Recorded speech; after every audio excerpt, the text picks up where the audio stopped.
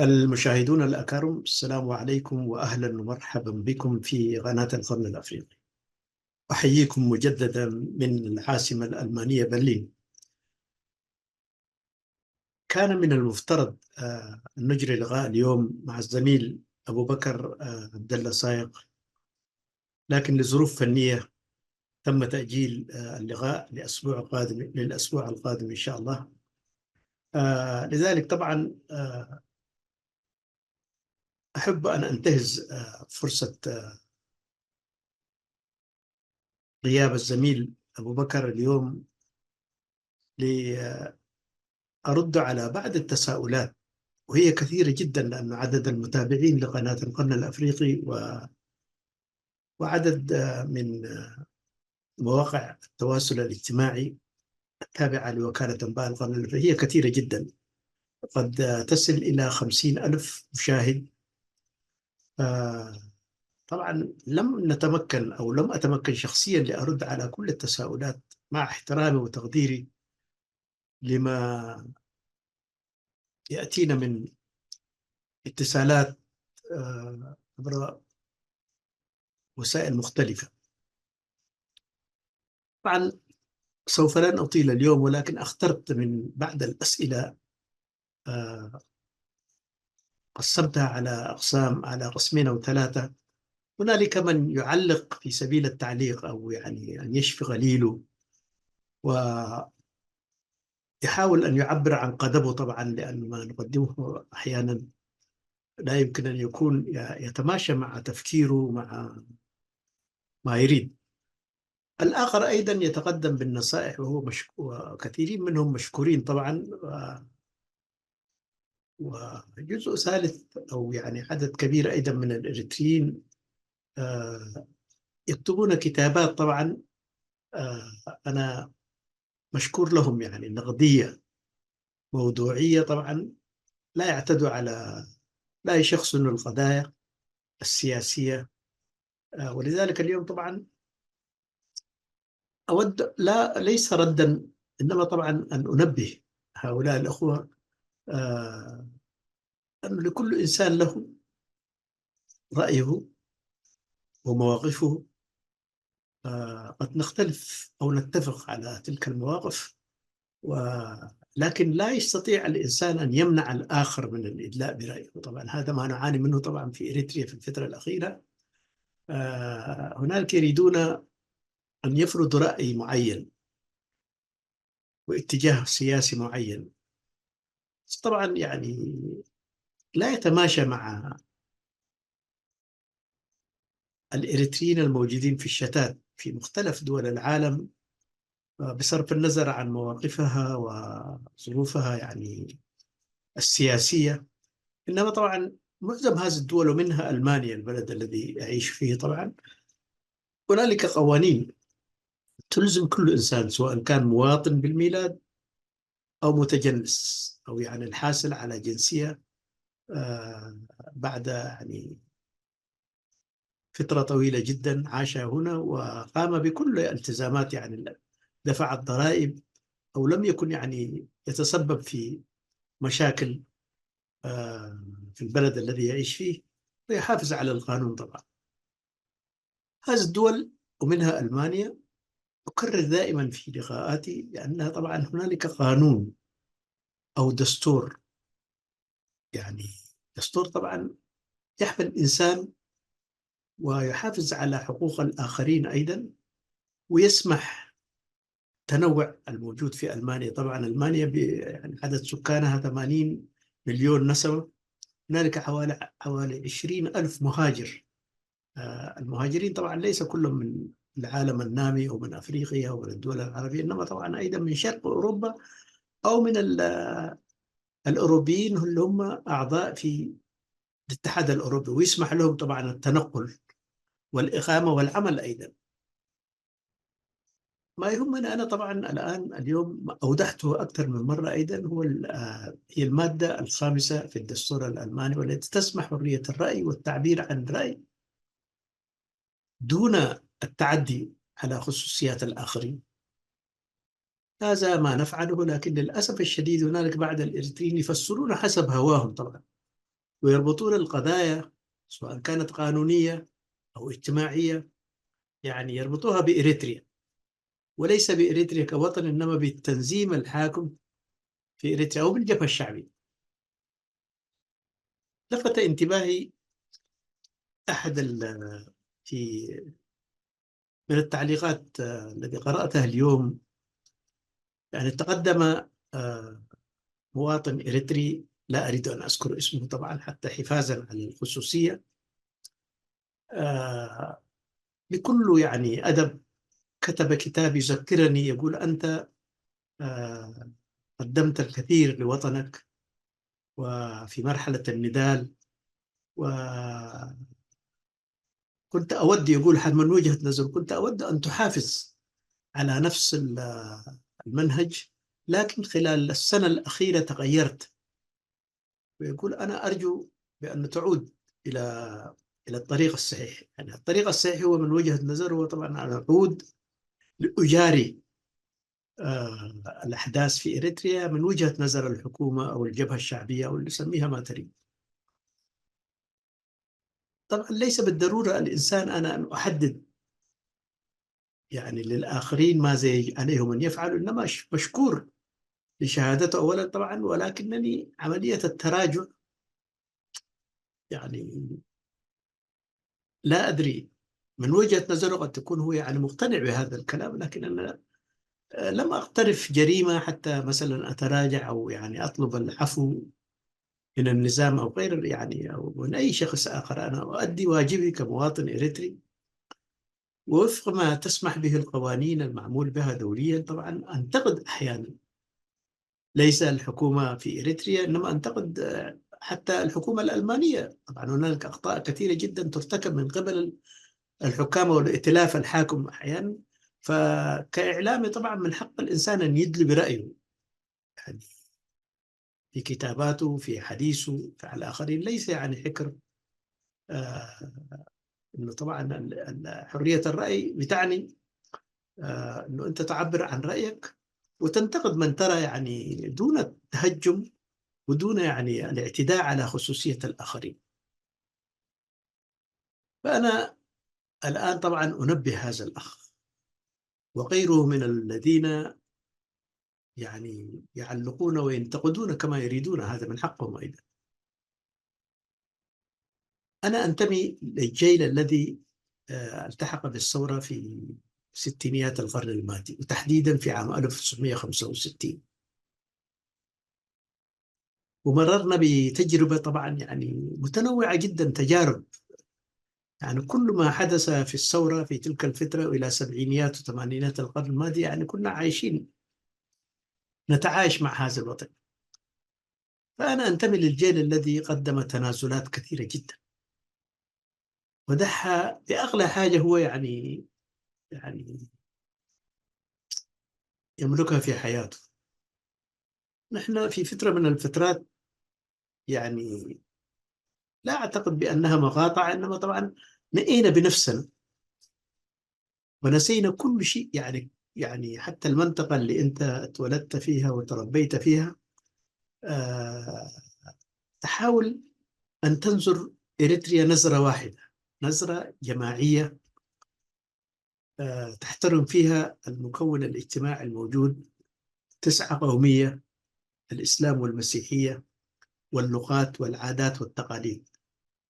هذا طبعا كثير من الناس لم يلاحظوا هذه التجربة. بالمقابل هنالك مجموعة منغلقة حول عادات معينة وتقاليد معينة ودين معين. طبعا حاولنا في كل كتاباتي أنا أحاول أن أوضح، حاولنا أن نخفي هذه الحقائق ليس جبنا أو خوفا، إنما حفاظا. وأنا لما نقول حفاظا أحيانا نكون يعني جيلنا يكون بالغ في التنازلات. يعني نحن كنا يعني ونحن عارفين بأنه هذا غير صحيح، إنما ذلك في سبيل إرداء الآخرين وفي سبيل التعايش، في سبيل إرساء قاعدة يعني تبعد من نفوس الناس يعني كل ما ينفر طبعا في فترة من الفترات كانت هناك يعني حوار يعني واسع جدا عندما الجبهة الشعبية طرحت فكرة يعني لغات الأم. هذا طبعا يعني لغات الأم يعني من حيث المبدأ هذا طبعا التزاكي على الآخرين. طبعا أنت تستطيع أن تعلن بأنه تساوي اللغات الإريترية يعني اللغات المحلية التسعة. إنما في المحصلة الأخيرة طبعا أنت طمأنت الناس وأعطيتهم الأمان، يعني تقول أنت حر تربي أولادك وتعلم أولاد يعني أبنائك، وتفتح أيضا مدارس في سبيل لحد الفصل الرابع أنه الإنسان يتربى على لغة أمه اللي هي طبعا أي لغة كان من اللغات الإريترية التسعة. إنما في المحصلة النهائية وفي تنفيذ هذا الفكر طبعا الذين وضعوا هذه السياسة والاستراتيجية عارفين من حيث المبدأ أنه لا يمكن 9 لغات يعني تكون سائدة في البلد، لأن هي لا تؤهل الإنسان. يعني أنا إذا تحدثت الآن لغة التجري محدودة ضمن البيئة التي ولدت فيها والمنطقة اللي أعيش فيها، أتخاطب مع أسرتي مع محيطي اللي أنا يعني إذا أنا من القرية مع أبناء قريتي أتفاهم فيها. لكن عندما أعبر أو أتنقل من قريتي إلى مثلا لنقل العاصمة الإريترية أسمرة، هناك لابد أن أجيد لغة أخرى للتخاطب مع الآخرين. وهذه اللغة هي بالتأكيد يعني اللغة التي تفرض نفسها، هي اللغة التي تملك القوة والمال. هذا حدث أيضا. اللغة الإنجليزية طبعا يعني الآن يعني هي يعني هي يعني لم يكن أمرا سهلا، لكن هنالك قوميات ولغات كثيرة يعني الآن تلاشت. لغة الهنود الحمر، لغة الأبوريجيني، لغات عديدة جدا في العالم أيضا. ولما تأتي في أفريقيا طبعا هنالك موزايك من اللغات الكثيرة جدا الآن انقرضت. يعني أين اليوم اللغات الذي يتحدثون بها مثلا الأفارقة؟ حوالي 90 أو 1000 من اللغات. يعني هناك طبعا المستعمر يفرض عليك لغة معينة لأنه هي لغة المال ولغة السلطة ولغة أنت إذا تريد أن أن تعيش يعني حياة كريمة جدا لابد من إتقان هذه اللغة التي تؤهلك في سبيل أنه أنت تتماشى مع الواقع. هنا الإشكالية الكبيرة جدا الآن الحديث حول اللغات وفي إريتريا. طبعا حديث يعني أحيانا البعض يصور لغته بأنها هي لغة عالمية، ويعرف أنه هو طبعا عندما يعني يغادر بلده لا يستطيع التخاطب باللغة. يعني نحن الحين لما نقول اللغات التسعة باستثناء اللغة العربية، طبعا هي لغة تكاد تكون هي لغة عالمية يعني، أو اللغة السادسة في الأمم المتحدة. ومن يتخاطب بهذه اللغة ليس العرب فقط، إنما طبعا هنالك أكثر من 1.3 مليار نسمة اللي هم المسلمين، هي لغة القرآن. فلذلك يعني أنت عندما تحاول أن تتزاكى وتقول يعني كل الإريتريين عليهم أن يتعلموا اللغة التجرينية ولغة التجري أو اللغات المحلية، إنما يعني في التطبيق العملي لا وجود لتلك اللغات. هذا ما حدث أيضا في إثيوبيا. اللغة الأمحرية ليست لغة كل القوميات الإثيوبية، هنالك لغات متعددة أكثر من 70 لغة.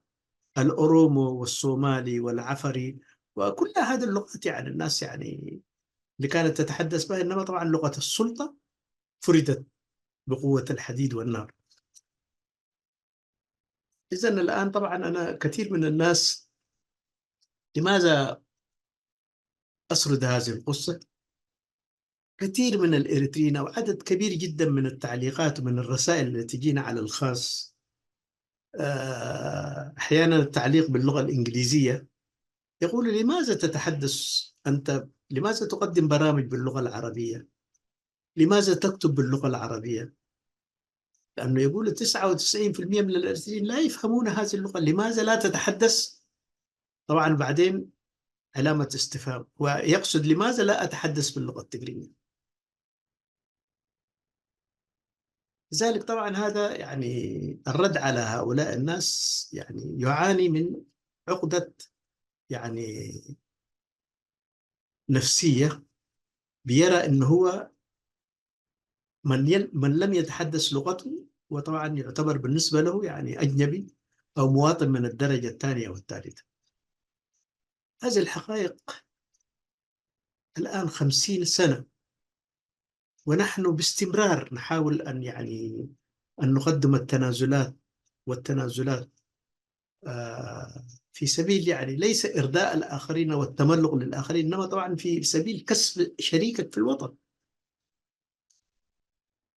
في كثير من الأحاديث أو اللقاءات أو المقالات اللي زللت أكتبها يعني على مدار ربع قرن من الزمان، أصور أنا تجربتنا في ستينيات القرن الماضي، وأنا يعني كنت في منطقة، يعني المنطقة الثالثة هي منطقة طبعا كانت تتحرك بين إقليمين، اللي هو إقليم حماسين وإقليم سراي وأكلوجزاي،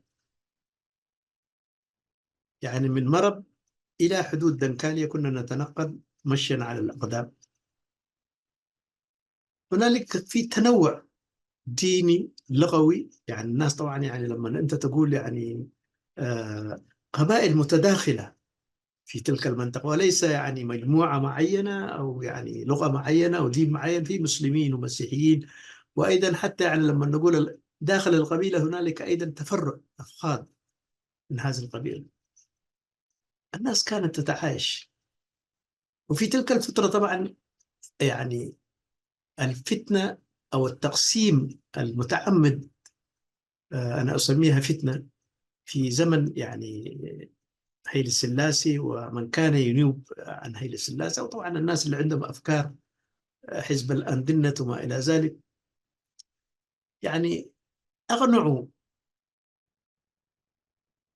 أقاليم معينة جدا، ونسميها مثلا المرتفعات، سكان المرتفعات، بأن طبعا الجبهة هي أتت أو ممولة من قبل الإسلام والمسلمين ومن قبل العرب لأسلمت، عايزين يعني يدخلوكم في الإسلام أو تعريب هالمنطقة، فلذلك الحذر من هؤلاء، فوجودكم أو تعاونكم مع إثيوبيا سيعطيكم امتيازات أكبر، وستحافظوا على يعني هويتكم الثقافية والدينية كل ذلك.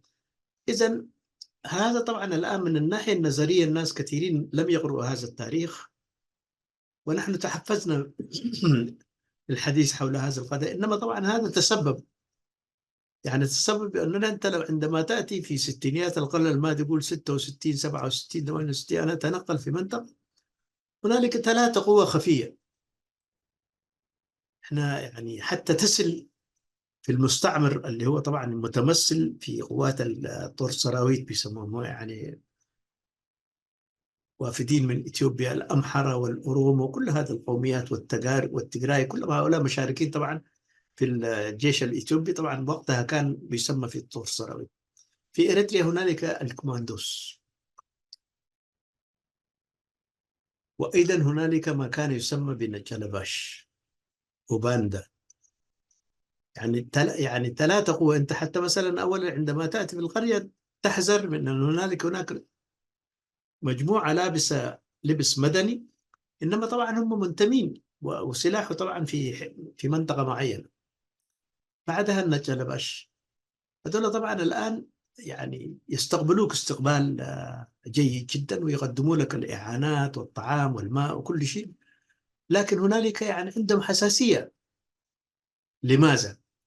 لأنه في وقتها طبعا سكان المرتفعات المتواجدين الذين التحقوا بالثورة نتيجة كل الدعاية السيئة جدا وقدموها طبعا مجموعة حزب الأندنت والذين كانوا يمثلون نظام هيلي سلاسي في أسمرة، طبعا أدخل في قلوبهم طبعا بأنه هذه الجبهة هي جبهة لا تمثل الشعب الإريتري، تمثل كيان أجنبي اللي هو طبعا العربي أو الإسلامي.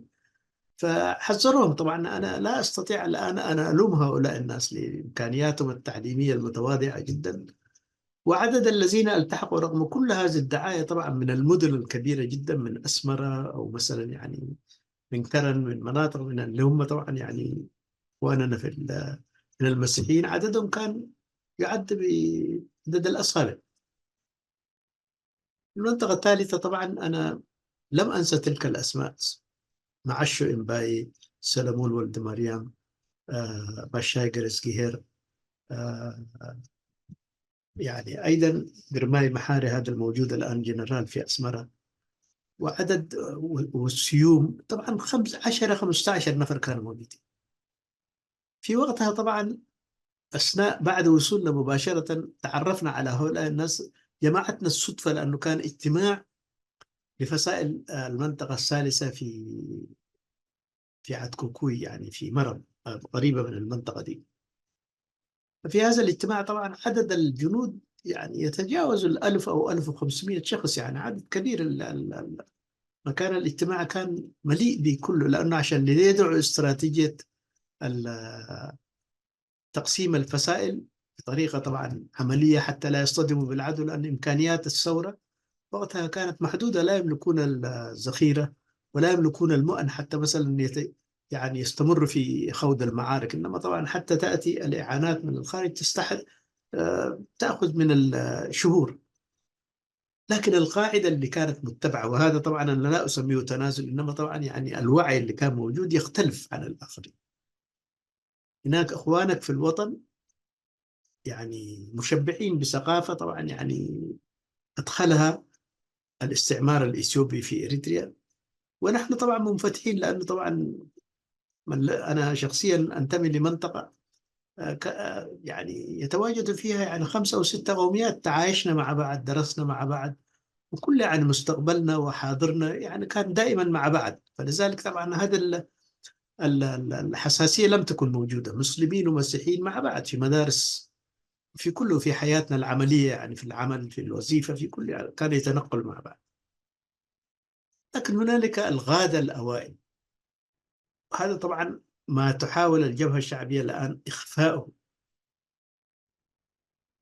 سنوا سياسة من بداية الثورة من 1991، أي شخص لا يجيد اللغات المحلية مثلا، يعني هنالك من يتخاطب المنطقة الثالثة كان لغة الصاو، ساورتا، وفي المنطقة الثانية بلين، في المنطقة الأولى لغة التجرايت، في المنطقة الرابعة أيضا خليط من العفر والتجرايت، كل اللغات. إذا نحن طبعا يعني المحاضرات يعني كانت تلقى باللغة العربية. هؤلاء الذين درسوا خارج إريتريا من القاهرة ما إلى ذلك، ونحن جاي لنا أيضا يعني كنا نجيد إلى حد ما اللغة العربية كتابة وحديثا، فتكون هناك ترجمة فورية لهؤلاء الذين لا يجدون اللغة العربية.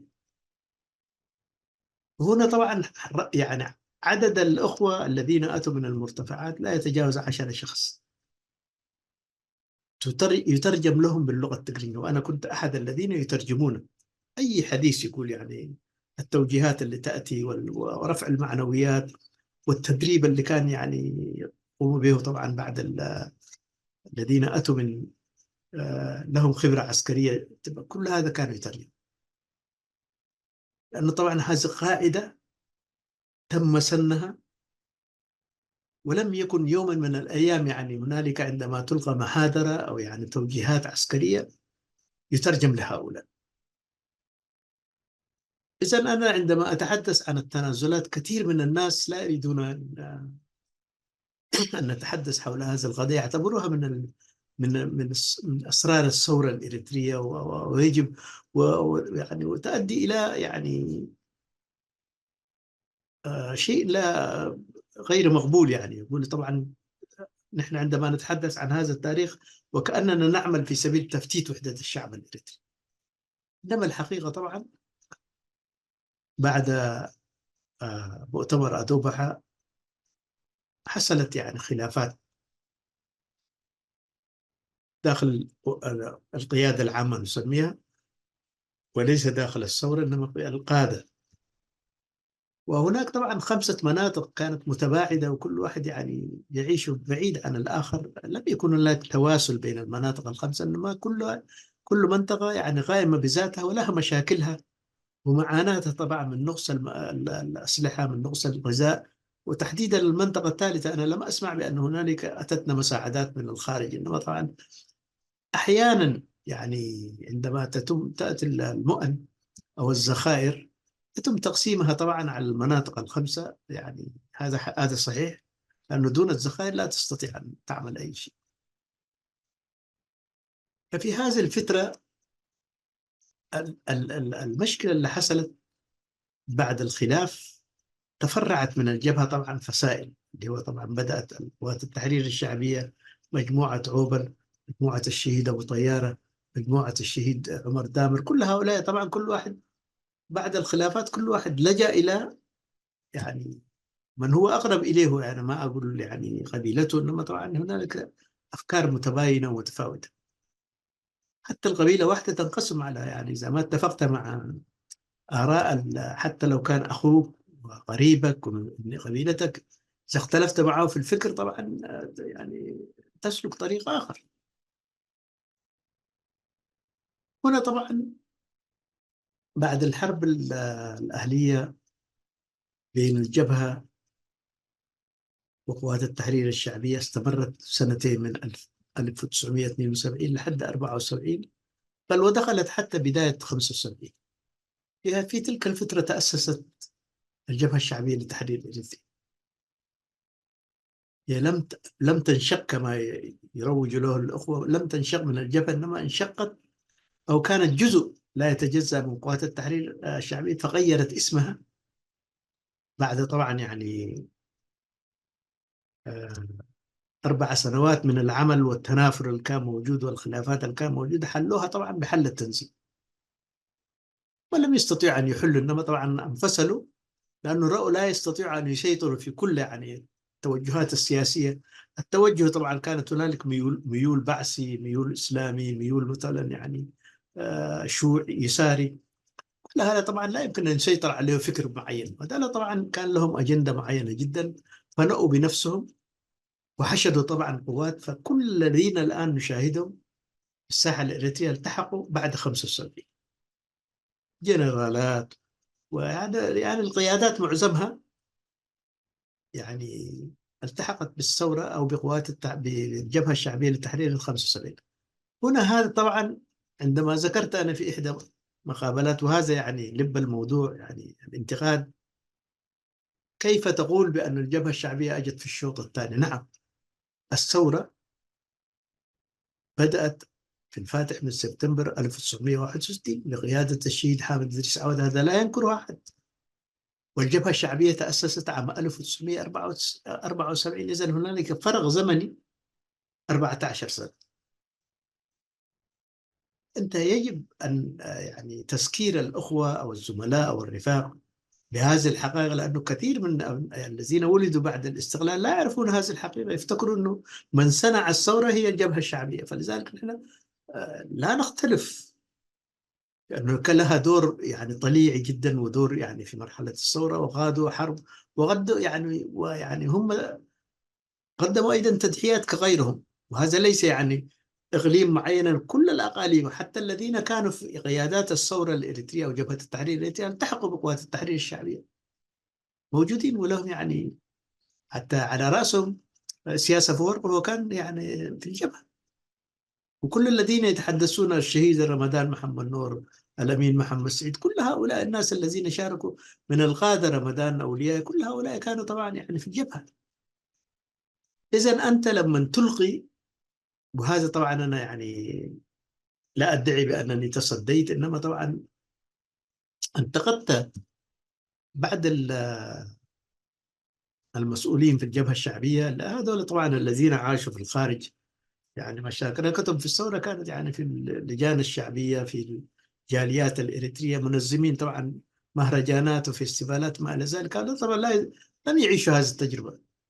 الآن يأتي أحد هؤلاء الذين عاش حياته كلها وعلم يعني واستفاد من يعني من المنح الدراسية، وعاش في الغرب، أو في أمريكا يأتي ليقول كلمات جارحة جدا. يقول الثورة تأسست سنة 1970، ويذكر بعض المناطق في ميونخ وفي بولونيا وما إلى ذلك. كل هذا طبعا يعني هذا طبعا السكوت على هذه جريمة. احنا طبعا عايشنا تلك المرحلة وكنا جزء من قيادات الثورة الإريترية. علينا أن نصحح هذه الأخطاء، وليس طبعا نكاية أو إدانة لأحد، إنما طبعا تصحيح لهذه المعلومات التي حاولوا يعني يشبعوا بها عقول الجيل، هؤلاء الذين تربوا داخل الجبهة الشعبية لا يعرفون غير الجبهة الشعبية. قد تختلف سياسيا، وكانت فعلا حروب أهلية، كانت هناك مخالفات ارتكبت سواء في عهد الجبهة أو في الجبهة الشعبية، إنما هذا لا يمنع، هذا لا يعني التاريخ ما له علاقة بكل ذلك. هذا طبعا الإيجابيات، هناك إيجابيات وبعد السلبيات أيضا. لابد عندما نتحدث عن الإيجابيات علينا أيضا لا ننسى أن هناك ناس حملوا البندقية من عام 1961. غدا أنا بالأمس القريب الزميل الكرار هيابو في الرسالة أجرى معي لقاء، ذكرت يعني جزئية، وهذا شايف اليوم أتاني حوالي 10 من التعليقات على الخاص. يقول أنت من أنت حتى تقول بأنك سبقت الرئيس السياسة فوق في النداء؟ نعم أنا سبقت السياسة.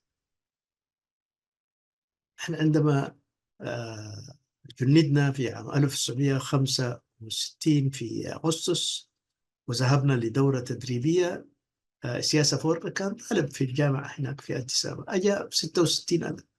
بعدها أيضا بعد مجيئه لم يقعد في الميدان، إنما ذهب إلى كسلة ومنها ابتعث إلى دورة في الصين. أتى عام 1967، إذا الفرق الزمني بيننا وبينه سنتين. ولما قلنا أنه هو كان عضو، أنا يعني هذا الكلام الذي يعاتبنا عليه بعد الآن، كان عضو في القيادة العامة ضمن ال38. أخفى هذه الحقيقة أيضا. يقول كيف تقول هذا كان عضو قيادة العامة ودول الناس، وطبعا يقول كلمات أنا لا أريد أن أرددها. إذا من العدل الآن عشان نكون برضو منصفين، أنا لا أريد أن أسمي الأسماء، لكن هنالك أيضا نحن نتحمل جزء من المسؤولية،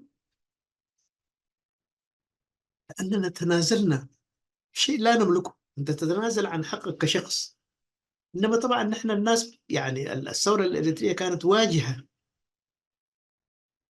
وكان يعني ينظر إليها بأنها تمثل طموحات الشعب الإريتري ومستقبل الشعب الإريتري كل ذلك. فلذلك أنت ليس عندما تتحدث لا تتحدث عن شخصك ولا عن قبيلتك ولا عن قريتك ولا عن مدينتك، إنما تتحدث عن الهم الإريتري. طبعا التنازلات كانت متتالية. نعم، ونحن طبعا لا زلنا، أنا يعني في زياراتي أو قبل زياراتي أيضا أتحدث مع رفاقي في النداء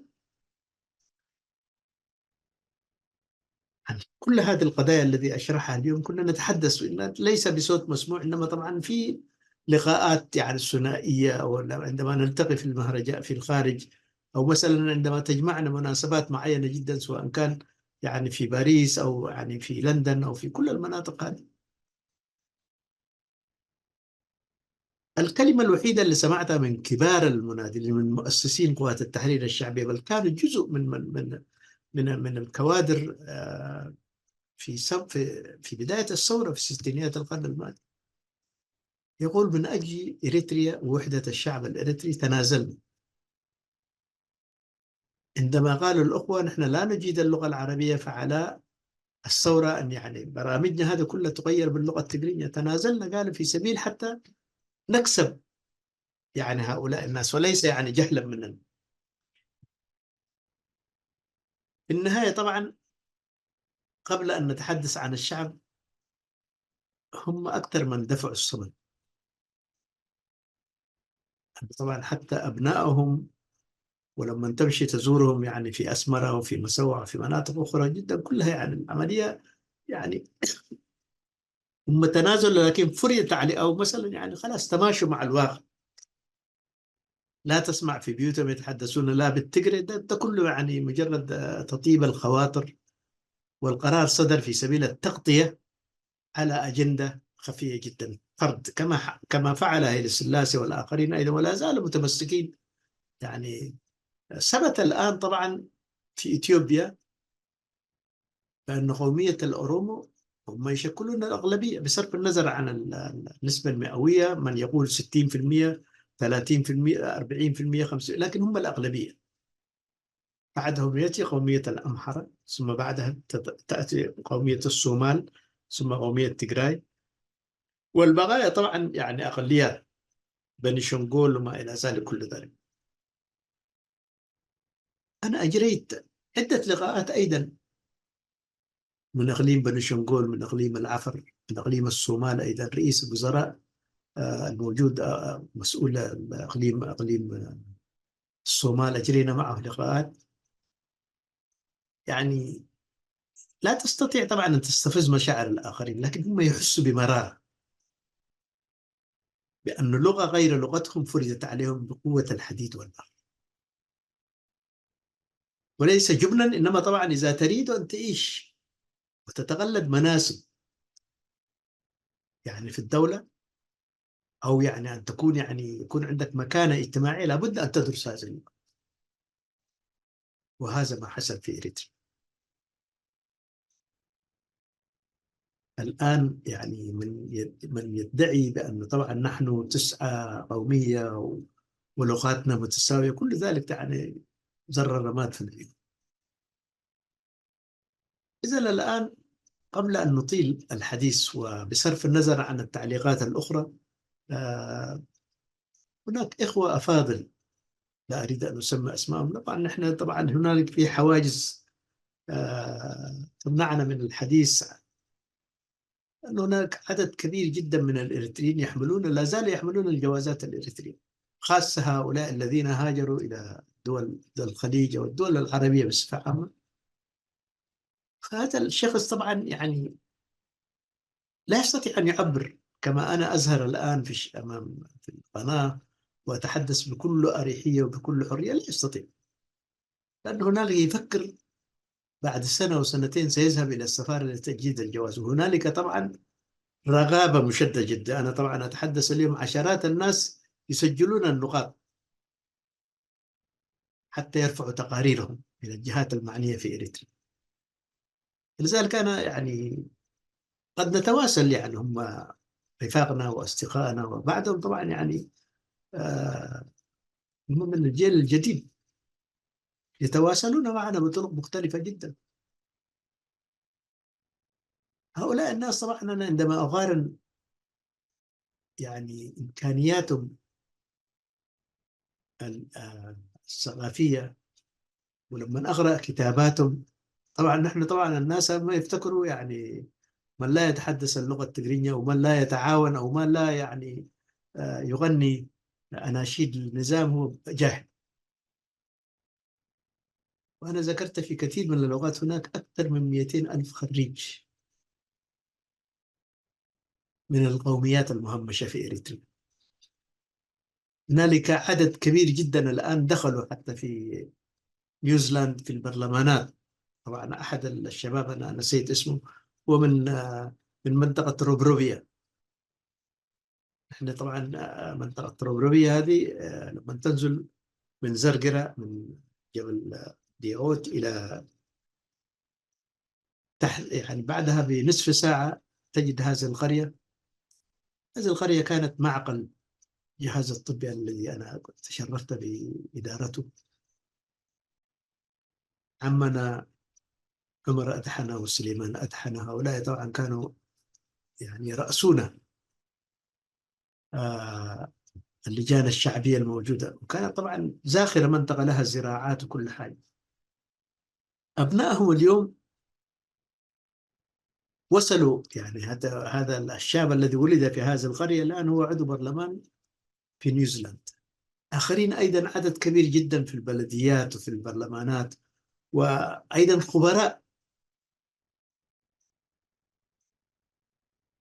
ويعني ومدراء في الجامعات أيضا، حتى في السعودية وفي الرياض وفي الكويت. هذا طبعا استفادت منه الدول إمكانياتهم. والسعودية طبعا هناك عدد كبير من الخبراء الإريتريين أيضا لا يغربون ولا يزهرون، لأن طبعا عندهم مطال لا يستطيعوا أن يتحدثوا بصوت مسموع جدا. إذا الكلام ليس أن تفعل كما فعلوا.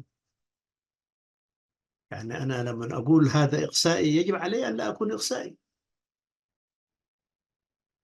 بل مهمتنا نحن في هذا السن، يعني تقدمنا في السن الآن بعد كل هذه التجارب، التفكير هو كيف نصلح هذا الخلل.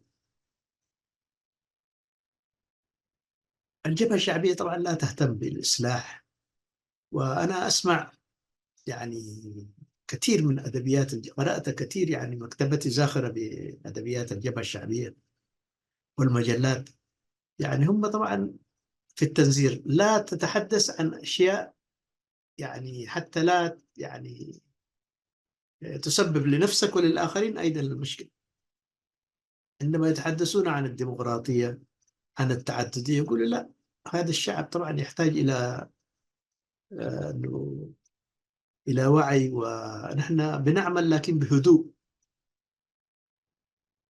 أنا لم أرى يعني 50 سنة الإنسان يعني ما يزال جاهل. حتى نحن طبعا يعني تعليمنا كان متواضع، أتينا إلى أوروبا وجدنا الفرص جدا وتعلمنا. أنا لا، عندما أتيت إلى ألمانيا لم أجد اللغة الألمانية، إنما طبعا يعني ضغطت على نفسي 3 سنوات في معهد جوتا للغات، وتخرجت كمترجم. تعلمت أيضا وأنا طبعا في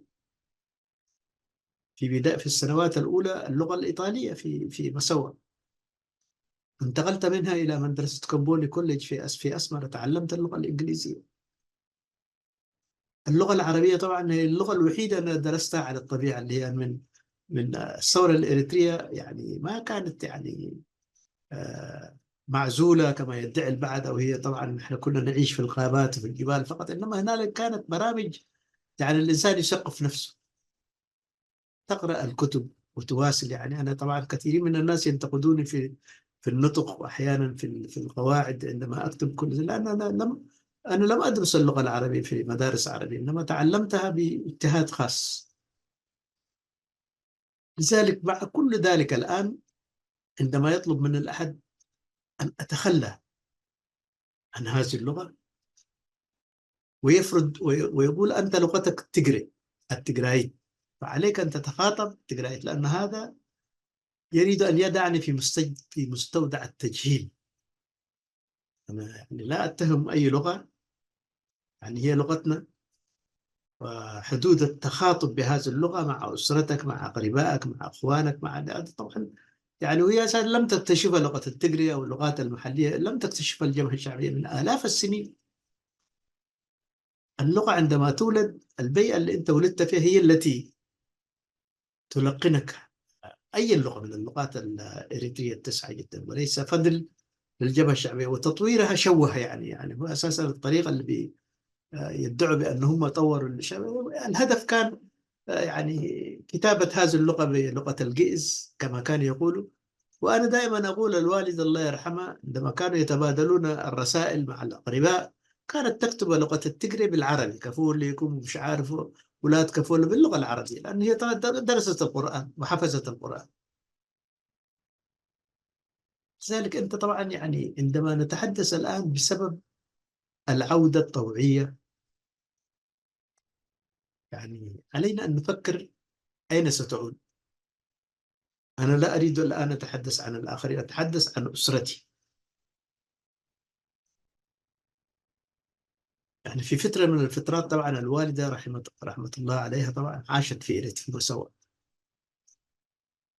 كانت تعاني من العزلة، لم تجد من يؤانسها، لم تجد من تتصل به، أو يعني كما كان يعني في قرانا، يعني الناس يعني تتزاور، الأقرباء يزوروا بعضهم، الأفراح والأتراح كلهم كانت تجمع. هنا قالت أنا يعني شعرت وكأنها هي أجنبية في بلد اللي ولدت فيه واللي تربت فيه، وأجيال من أسرتها طبعا تربى فيه، شعرت فطلبت طبعا بحكم أنه يعني الأخوة كانوا يعيشوا في السعودية، فالتحقت.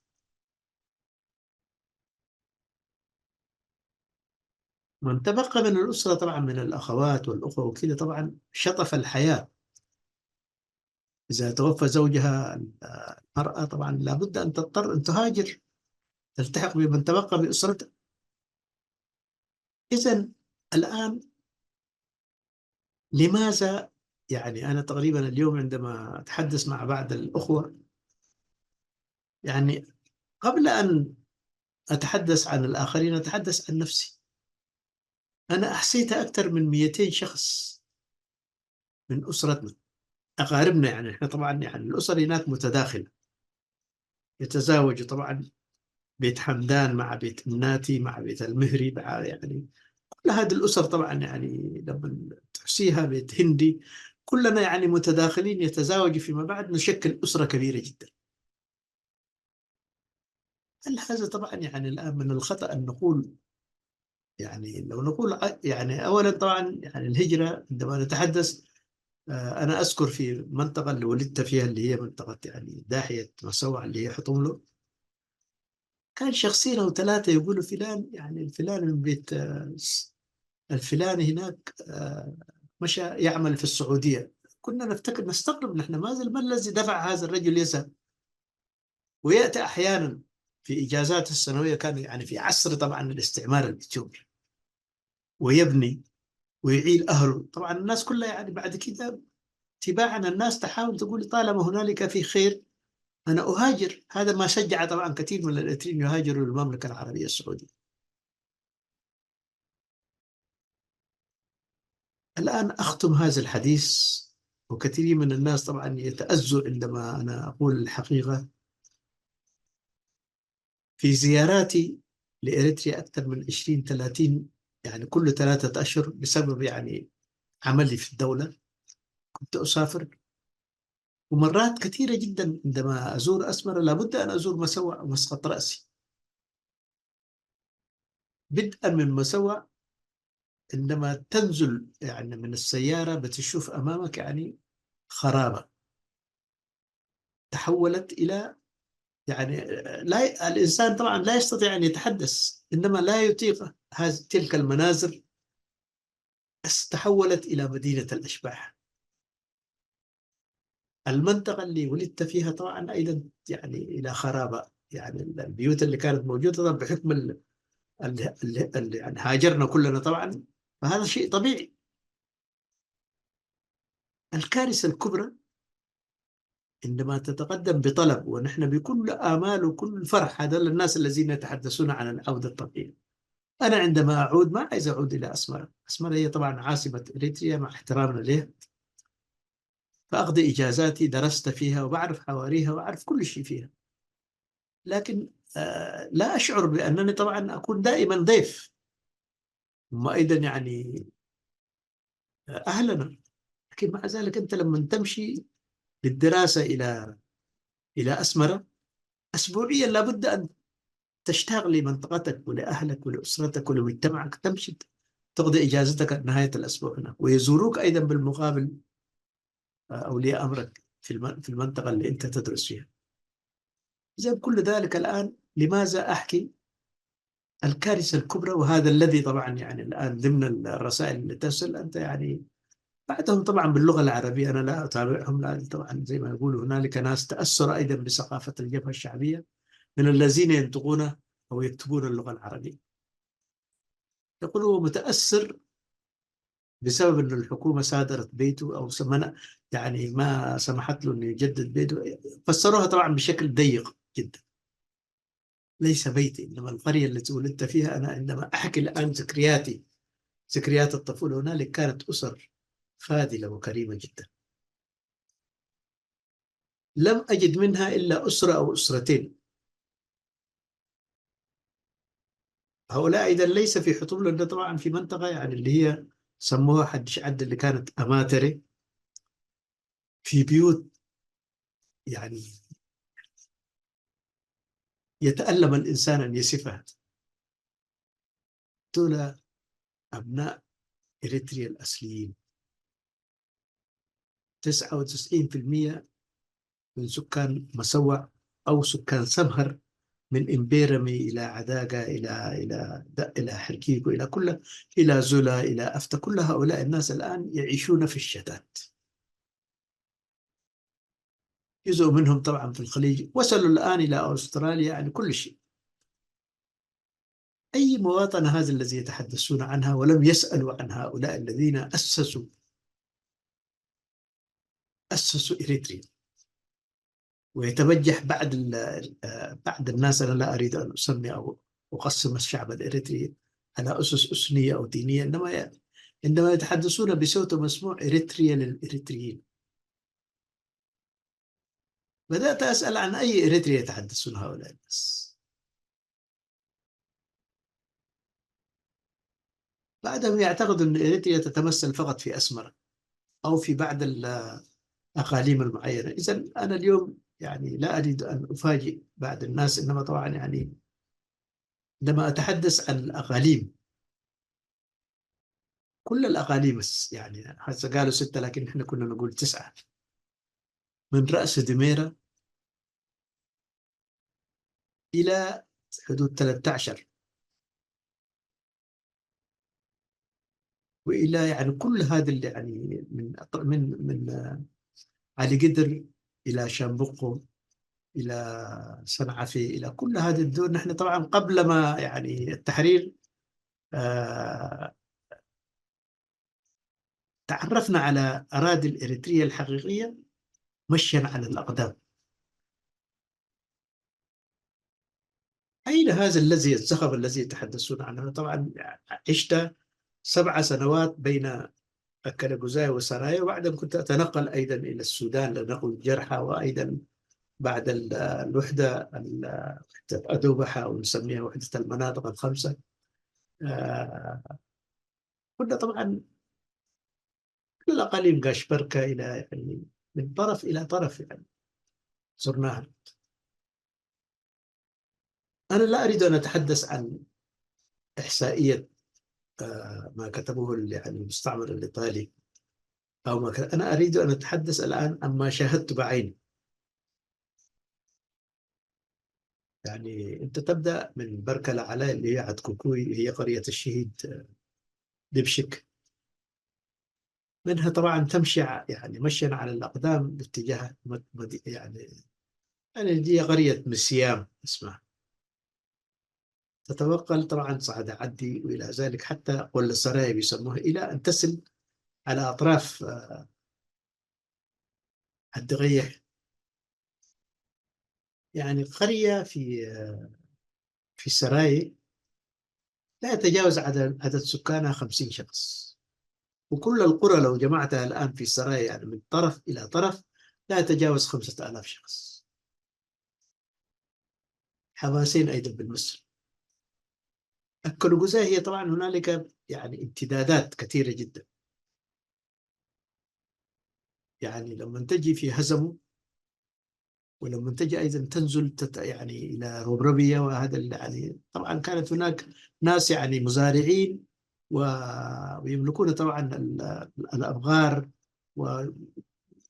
ودائما متحركين بين رحلة الشتاء والصيف. هناك بشر لا عدد لها. هنا الآن السؤال الذي يطرح نفسه: كم كان عدد سكان قاشبركة وأين هم الآن؟ كم كان سكان المدن مثلا يعني كرن وبغداد وتسني كل ذلك؟ أنا طبعا زرت هذه المدن أيضا بعد التحرير. الآن يعني كنت أتنقل في هذه وأمشي إلى غونيا إلى عد قدر. هذه المدن أيضا أفرغت عن سكانها. نحن نتحدث كده عن اللاجئين الذين عبروا في 67 إلى السودان وتحولوا إلى لاجئين. أين هؤلاء؟ من أولويات يعني الحكومة أو الثوار بعد التحرير كان لابد أن يسأل عن هؤلاء الناس. إذا أنا لا أريد أن أطيل الحديث اليوم. إذا أردنا أو إذا من يفكر في إصلاح هذا الخلل لابد من فتح الحوار. أنا أعبر عن ما يعني عن رأيي، وأشرح للآخرين عن شعوري، كيف أشعر أنا كمواطن إريتري أعيش بعد كل هذا النضال. يعني أنا واكبت النضال أكثر من 40-50 سنة يعني. والنضال كما كان يقول الشهيد محمد سعيد ناود ليس بالتواجد المكاني، تناضل من أي مكان. هو العطاء، تدافع بالقلم، تقدم المال، تقدم ابنك يعني للاستشهاد. كل هذا طبعا هو عطاء.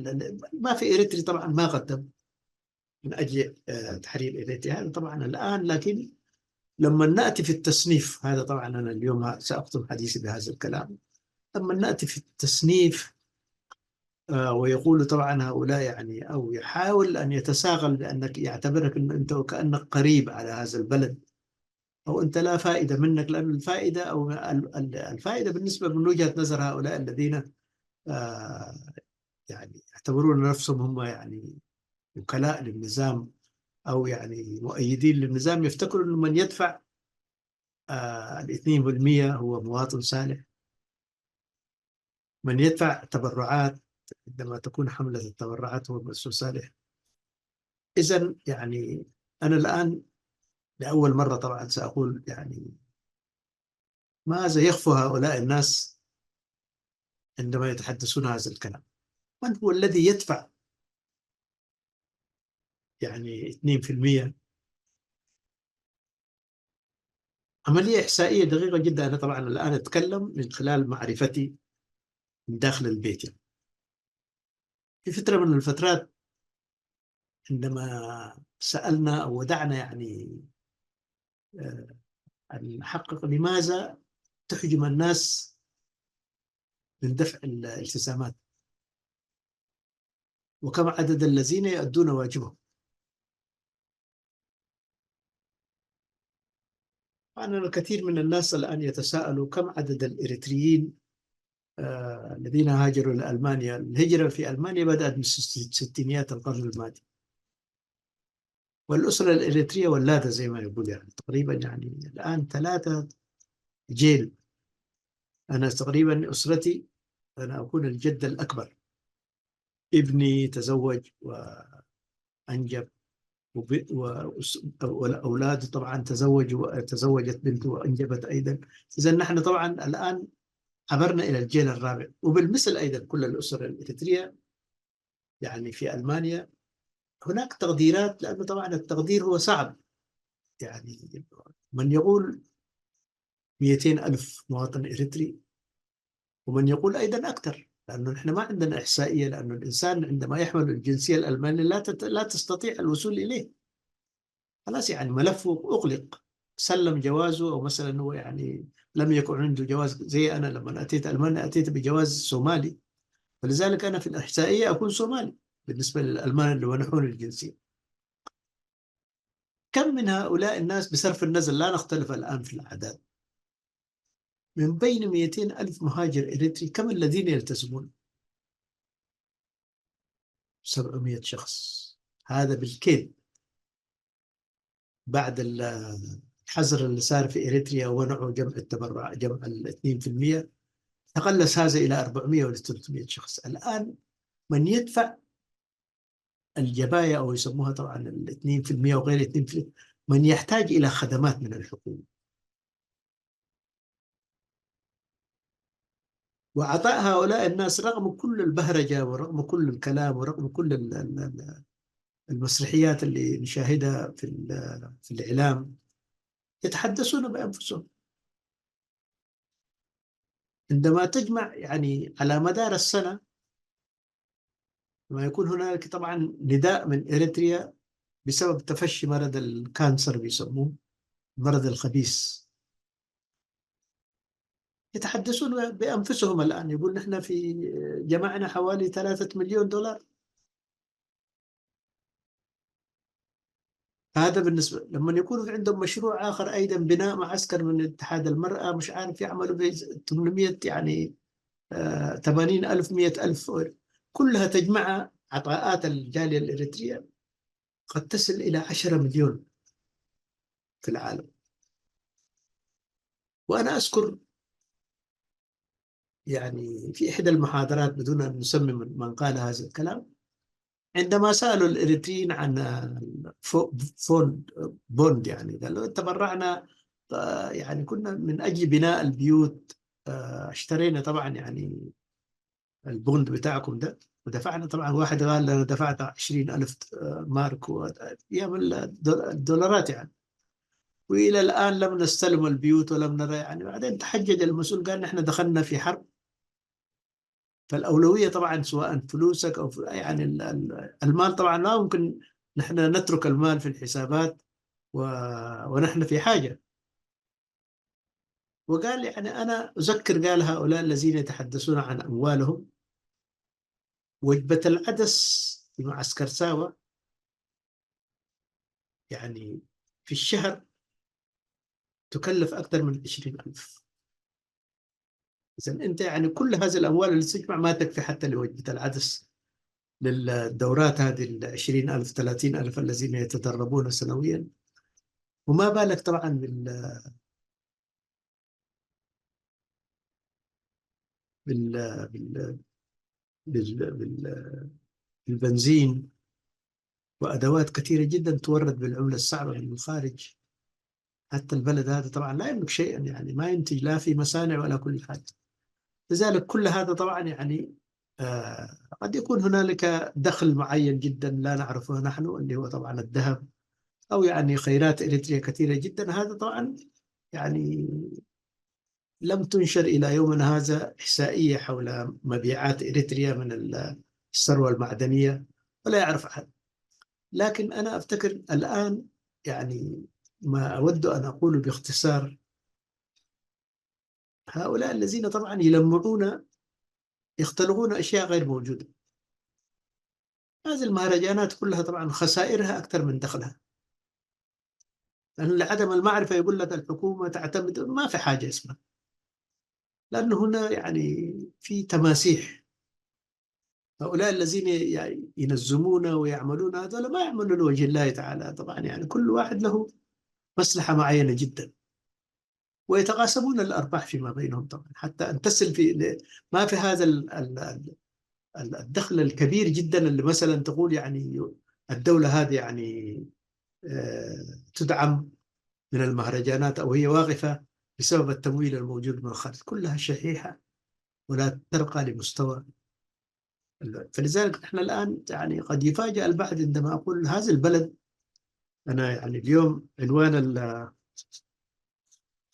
الحلقة هذه الفشل السياسي وعلاقته بغياب المؤسسات الدستورية في إريتريا.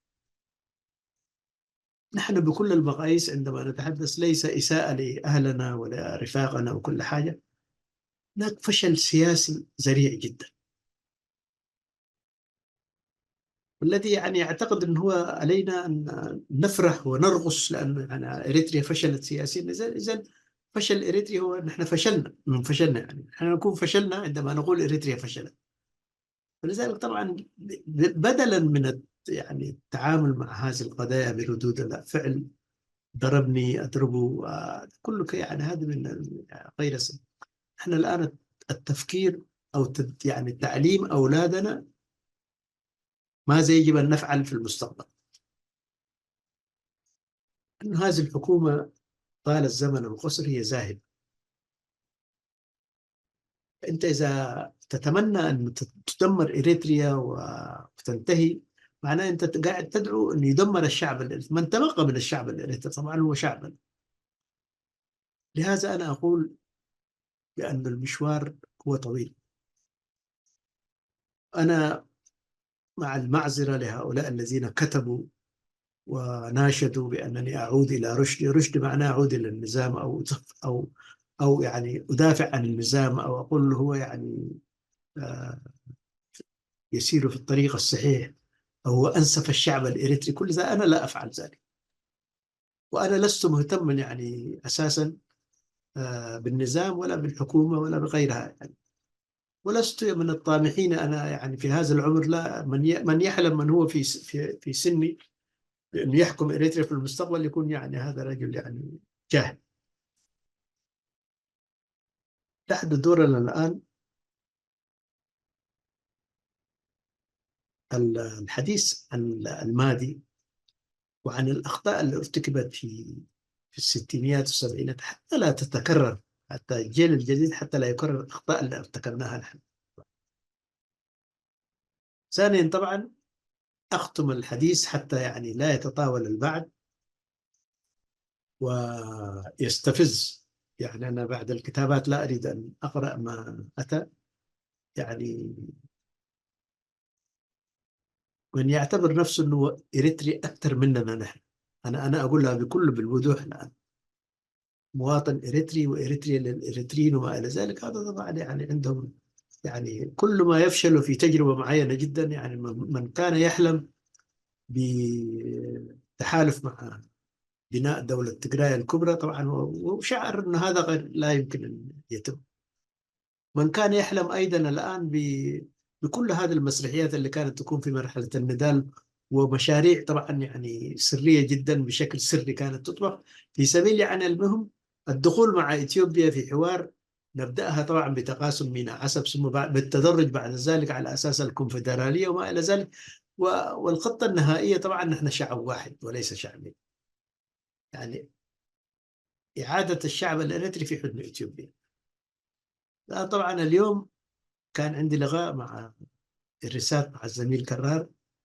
أنا كثيرين يعني تحدثنا عن التحالف الثلاثي والهدف منه طبعا بين مصر والصومال وإريتريا.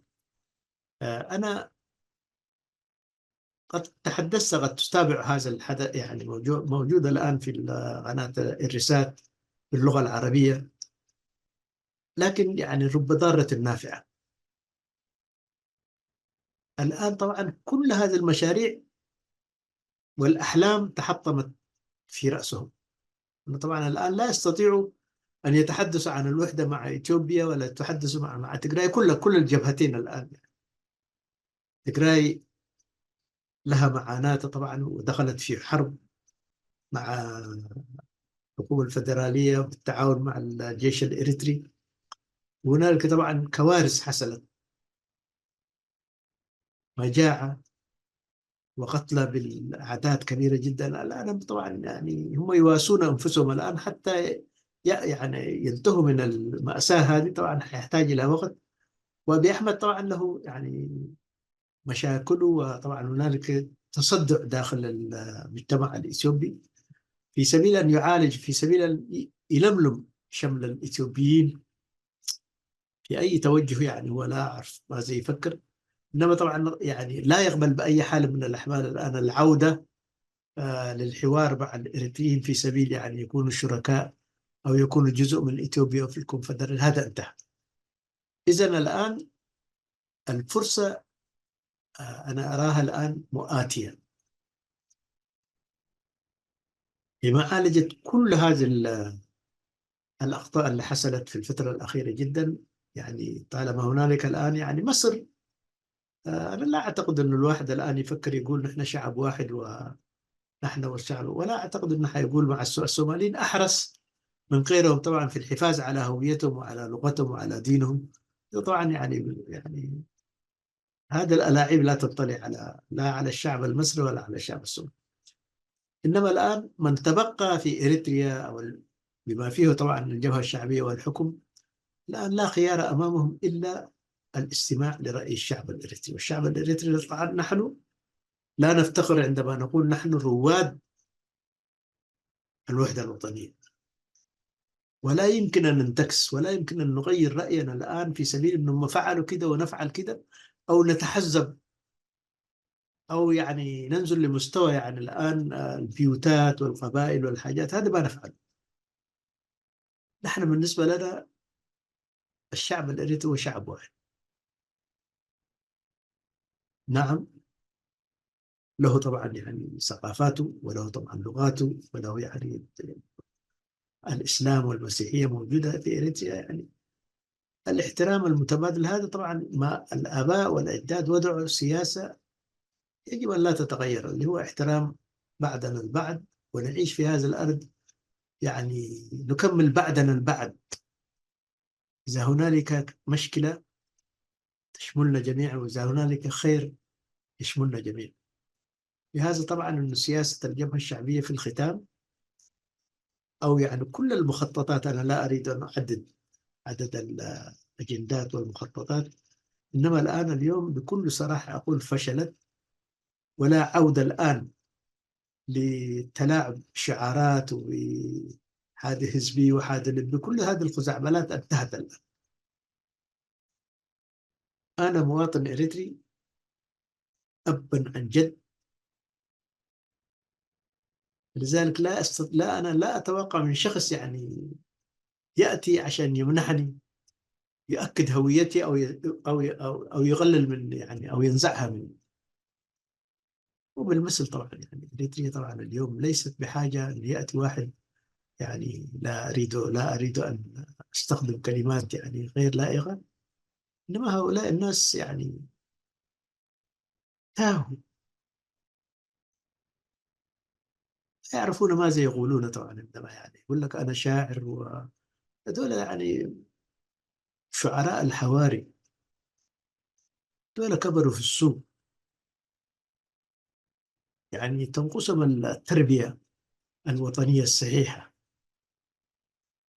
الآن طبعا نظام منفلت فأعطاهم يعني الإمكانيات حتى يتحدثوا ويعني ويقلبوا الناس على بعدها البعد، وكلمات تستخدم الآن. أنا طبعا اختلافي مع القادة في إثيوبيا اختلاف سياسي،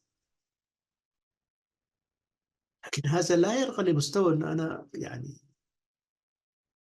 أشتم أو يعني أتجنى على رئيس دولة إثيوبيا. أنا مختلف معه طبعا في كثير من القضايا، كثير من الرؤى اللي يطرحها لا تتماشى يعني معنا نحن،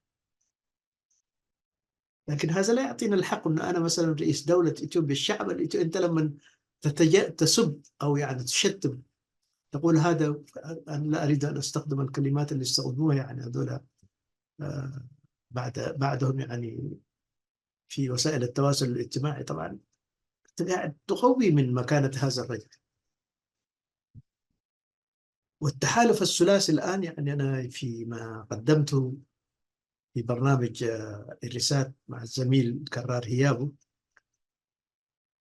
يعني هذا التحالف يعني كان بالنسبة هبة لأبي أحمد، لأنه كان وضعه يعني صعب جدا، يعني كل القوميات هناك تنافس بين الأمحرة والتجراي والبانو وما إلى ذلك، كل هذه الساحة طبعا مهتزة على بعضها.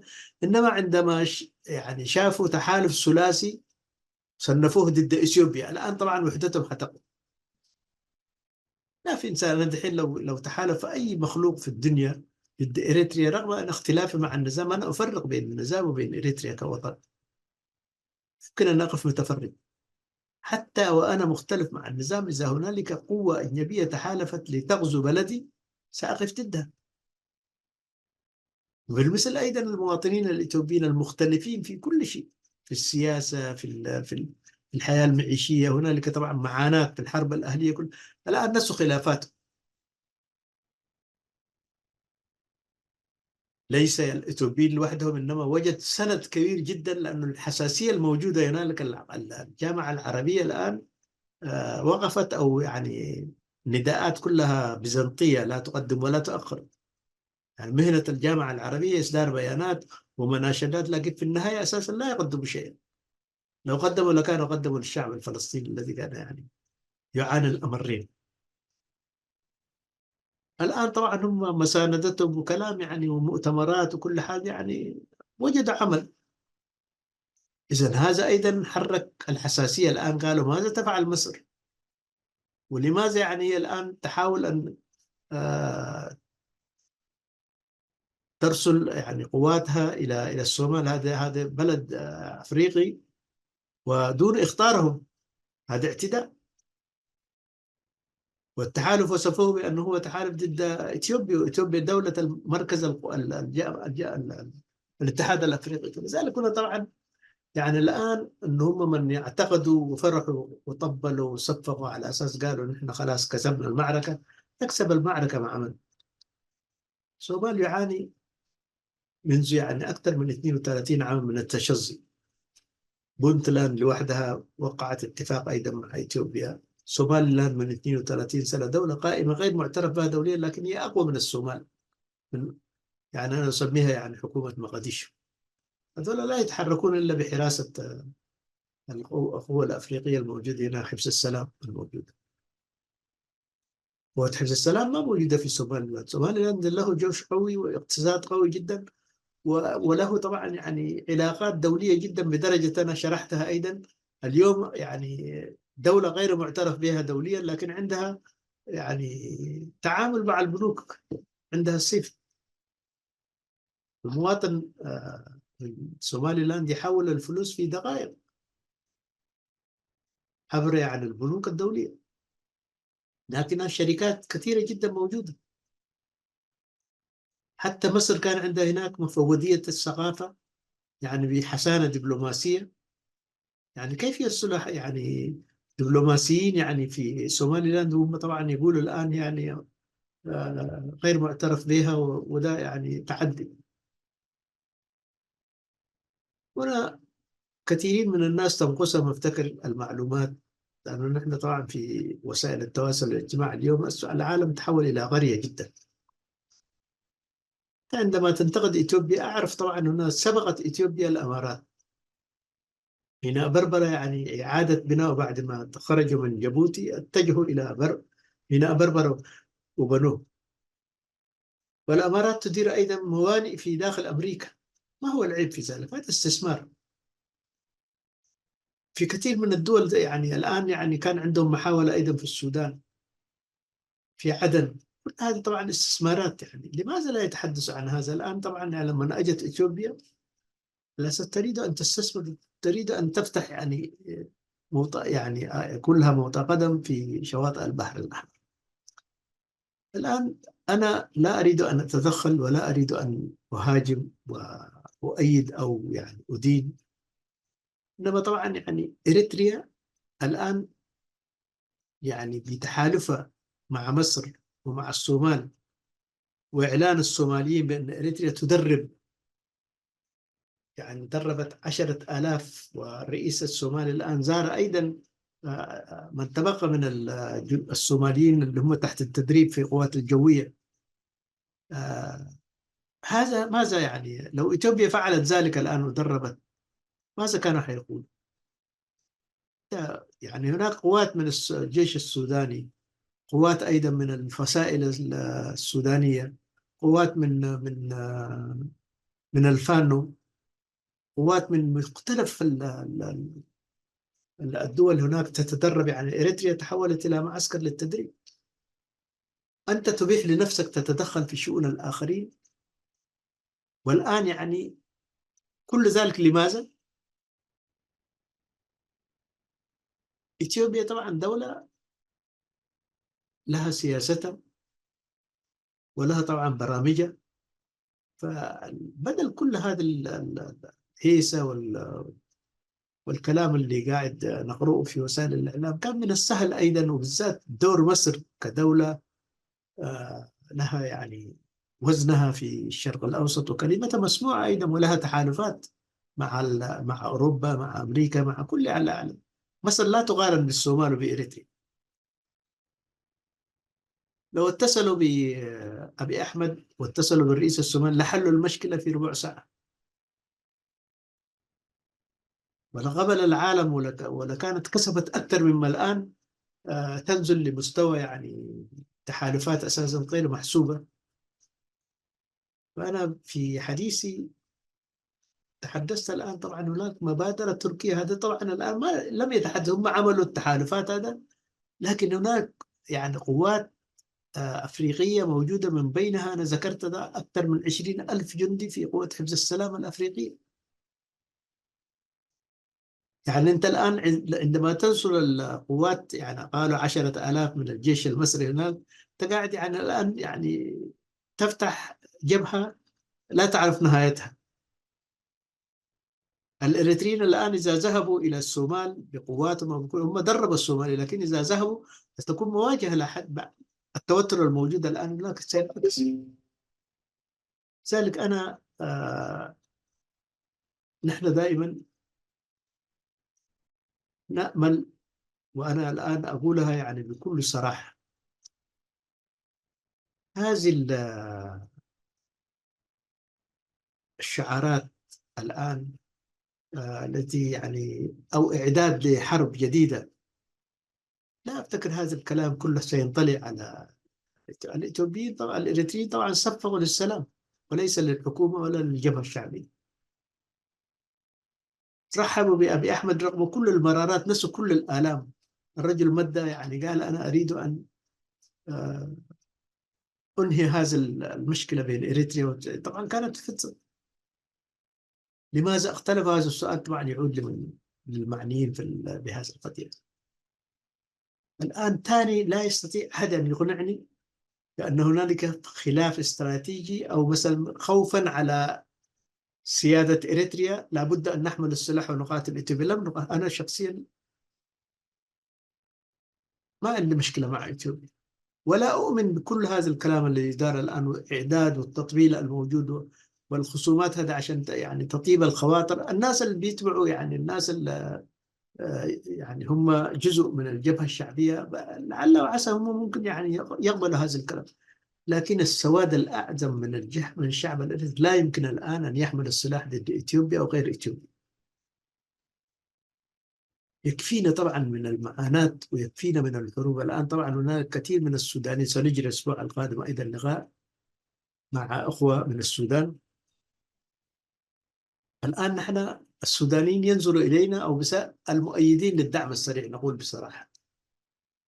يفتكروا الإريتريين تآمروا على وحدة الشعب السوداني، وقفوا مع الجنرالات القتلة اللي تسببوا في كل تدمير السودان. أنت يعني بهذا الكلام يعني لابد أن نأتي بهم للحوار ونقول نحن الشعب الإريتري بريء، لم يستشار. هل هنالك يعني الحكومة الإريترية استشارت الشعب الإريتري أنها ستدرب يعني ميليشيات سواء من إثيوبيا أو من السودان أو من الصومال؟ هل هنالك أو هل هنالك يعني مؤسسات يعني دستورية تقرر، أو هنالك في قضاء نظر إلى هذه القضية وسمح لهذه الحكومة أن تتصرف هذه التصرف؟ إذن يعني بالعقلانية أنا أفتكر الخيار الأوحد الآن للخروج من كل هذه المآسي نحن ندعو للسلام، وننأى بالشعب الإريتري من المقامرات. أنا أقول أوجه كلام الآن لكل أخواني وأخواتي في إريتريا بأننا يعني لا يمكن أن نصدق هذا الكلام بأن إثيوبيا تنوي غزو إريتريا وتريد تدمير إريتريا. كل ذلك حاصل تحسين في سبيل يعني هؤلاء يعني منتج يعني يحاولون كل هذه الدعاية هذه في سبيل البقاء والاستمرار. أنت أساسا لم تجيز الدستور ورفضت طبعا يعني بناء دولة مؤسسات دستورية. الآن يعني هم يبحثون عن مخرج من الورطة اللي وضعوا فيها أنفسهم 33 عاما. وأنا يعني كمواطن إريتري يعني حريص بأن لا يصاب الشعب الإريتري بأضرار، حريص أيضا على الحفاظ على استقلال إريتريا والحفاظ على أمانة الشهداء. ما عدا ذلك كل طالب أنا لا يعنيني أبدا، ولا أستطيع ولا أريد أن أكون عدوا لأحد. نحن سياستنا هو الدعوة للسلام. هذا الشعوب لا دخل لها فيما يحدث الآن. رؤساء يجتمعوا وينفدوا يعني كما جمعوا يعني أبي أحمد في أسمرة وصفقوا له. طبعا كانت جولات وهم يعودوا بعدها فجأة يقولوا يعني اختلفنا معه يعني الشعب لما هو أساسا لما أتى رحب بأبي أحمد من أجل السلام. الرجل طلب قال أنا يعني أعترف باتفاقية الجزائر وكل شيء، وقال كان خطأ. خطأ يعني شعب أو الوياني. الآن طبعا أنت لما تأتي بعد سنتين وشاركوا معه طبعا في الحرب لتدمير تجران، ما هي الاتفاقية اللي وضعت؟ البنود السرية اللي هم تناقشوا فيها وفي ماذا اختلفوا لم يخبروا الشعب. إنما طبعا هنالك أبواق الآن طبعا يعني هي التي تخبرنا أن هنالك في خلاف، وأبي أحمد خان الأمانة، وأبي أحمد نقد يعني ذهب إلى بريطوريا هذا ليس أنت عايز تدير إثيوبيا، ويذهب إلى بريطانيا، يذهب إلى واشنطن، يذهب إلى أي حتة هو يراها في مصلحة شعب. يعني هل يعني إريتريا هي مخولة على أساس توجه رئيس وزراء إثيوبيا؟ إذا بالمختصر المفيد، أنا طبعا اليوم لأنه كنا حجزنا في منصة اليوتيوب، واستفدت من هذا الحجز لأقدم يعني هذا البرنامج، وإن كان طال تقريبا أكثر مما كنت أتوقع. وفي الأسبوع القادم سنلتقي بزميل أبو بكر عبد الله صايغ، لأنه غاب فترة طويلة جدا يعني لأسباب كثيرة سيشرحها. لكن أتوقع أيضا تكون له أسئلة يعني تتعلق بآخر التطورات في إريتريا، في منطقة القرن الأفريقي بصفة عامة. وسنلتقي إن شاء الله الأسبوع القادم. وأنا آسف إنه على الإطالة، لأنه كثير من الناس قالوا يعني الحديث طبعا حتى لا يكون مجزأ، أنا أكملت ما كان يعني أود طرحه اليوم في هذه الحلقة. وحتى نلقاكم في برامج أخرى، استودعكم الله أنا وزملائي فريق البرنامج، والسلام عليكم ورحمة الله.